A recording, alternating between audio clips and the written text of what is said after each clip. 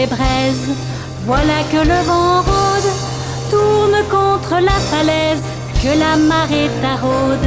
Ce ne sont pas des larmes, ni même de la rosée, que mon visage réclame, juste un peu de buée, un peu d'eau et de sel, juste pour me souvenir que derrière les nuages du ciel se cache ton sourire. Juste un peu d'eau sur les lèvres, juste pour me souvenir que ce dernier baiser la mer, juste avant de t'enfuir. Dis-moi juste que tu es ici, sous l'océan. Nous vous présentons aujourd'hui cette magnifique barge construite par des passionnés du bois, la Ster Havel, j'espère que c'est au féminin.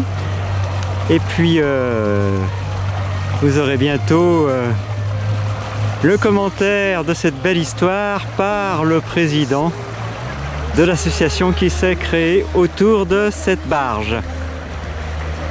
Allumé, tranchant comme une lame, rappelle que Sanka avait laissé chez lui sa femme, qui marchait dans le sable, juste pour se souvenir que derrière les vagues du ciel se cachait son sourire.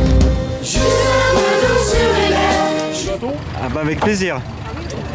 Alors le bateau là, c'est comment dire, une réplique des anciennes barges de passage qu'il y avait avant sur l'Aulne-Maritime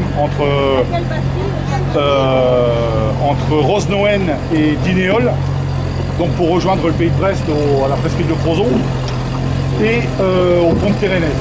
Alors la dernière à avoir été en activité de barge comme ça là, c'était jusqu'en 1947 en fait. Après il y a eu la construction du pont de Térénèse, voilà. Nous la barge là, on a été les anciens de Polonais nous disaient que il y avait des archives en fait chez Josse de Doiré à Châteaulin. Josse de Doiré qui faisait des cartes postales à l'époque c'est la mémoire vivante de la Bretagne en fait. Dès que l'appareil photo a commencé, il a pris toutes les scènes de vie, rurales, urbaines, les métiers, tout ça. Et donc nous on a pu retrouver des cartes postales de ces barges de passage. Ensuite, avec un peu de recherche, on nous a dit qu'à Douarnenez, dans les réserves du fort musée de Douarnenez, il y avait une barge de passage. Donc celle-là était la barge de Rosnoé à Dinéol. Donc on y allait avec le charpentier de marine.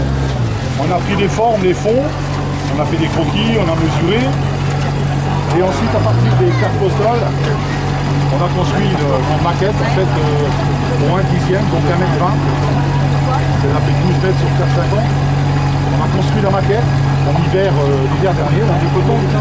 Et à partir de la maquette, on a construit le bateau. Voilà, abordé à l'ancienne.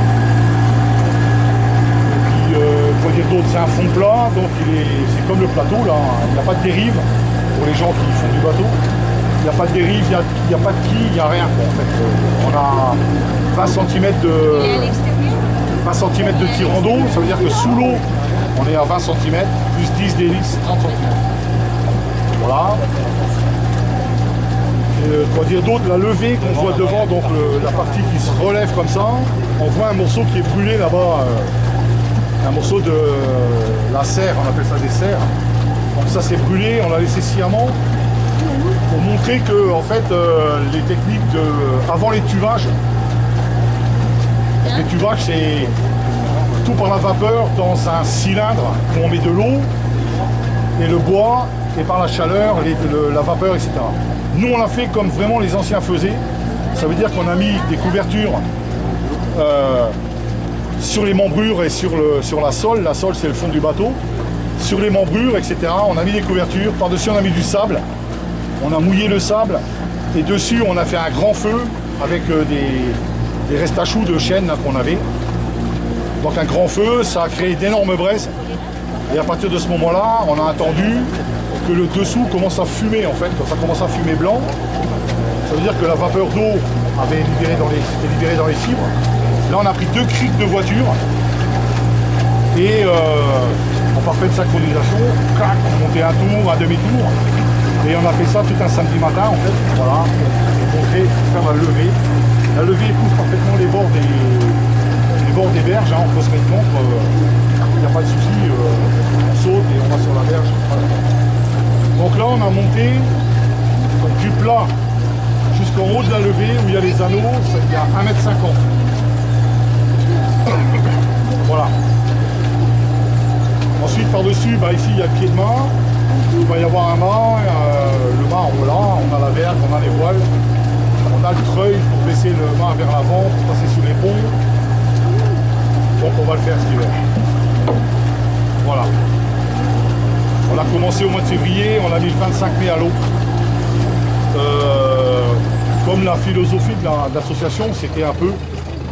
Non, c'est pas un peu. C'est... promener les gens handicapés, alors quel que soit l'handicap, hein, physique, moteur, peu importe. Et les personnes âgées aussi, les enfants malades, etc.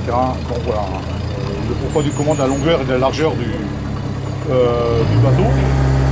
Donc on a gagné notre pari parce qu'il y a 3 semaines maintenant, là, on a pu monter des handicapés moteurs, hautement handicapés, de Châteauneuf-du-Pape.